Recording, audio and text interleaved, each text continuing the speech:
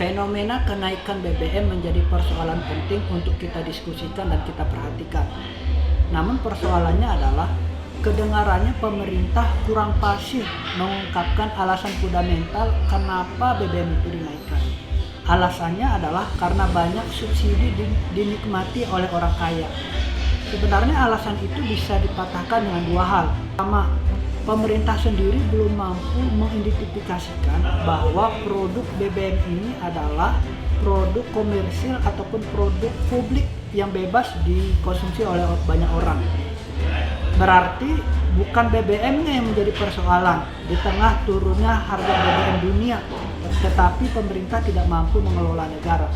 Yang kedua, kalau kita berbicara tentang angka kemiskinan, angka kemiskinan di Indonesia ini, garis kemiskinannya adalah orang yang mendapatkan pendapatan per kapitanya sekitar 486.000, kurang lebih seperti itulah. Tapi coba kita logikakan, itu menjadi sesuatu yang tidak logis. Mungkin nggak orang yang pendapatan di bawah 500.000 menggunakan pendapatannya buat BBM? Itu nggak mungkin, pasti dia digunakan buat beli beras, gas, minyak goreng dan seterusnya. Jadi tidak mungkin dia digunakan pakai membeli BBM. Namun pertanyaannya adalah bagaimana jika ada orang yang berpendapatan 1,5 juta, itu saja tidak mampu memenuhi kebutuhan asupan gizinya, pendidikan, kemudian kesehatan, tempat tinggal dan lain-lainnya. Jadi itu menjadi sesuatu yang tidak relevan kalau misalkan subsidi itu hanya dinikmati oleh orang kaya. Di sisi lain, saya adalah orang yang tidak sepakat jika pemerintah memberikan bantuan BLT.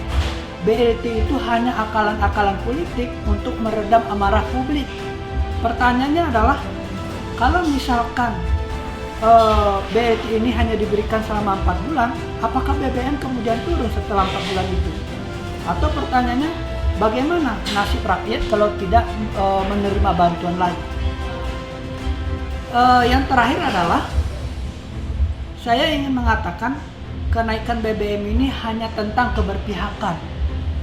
Pemerintah masih bisa melakukan realokasi anggaran seperti pembangunan ibu kota baru. Di 2021 saja sudah mengalokasikan biaya atau anggaran sekitar 1,7 triliun. Dan itu tidak menjadi kebutuhan primer dan prioritas masyarakat di tengah kelesuan perekonomian saat ini. Pembangunan ibu kota baru itu bisa digarap di beberapa tahun kemudian, sedangkan kebutuhan pokok masyarakat itu harus dipenuhi. Kalau masyarakat lapar, itu akan terjadi yang namanya kematian.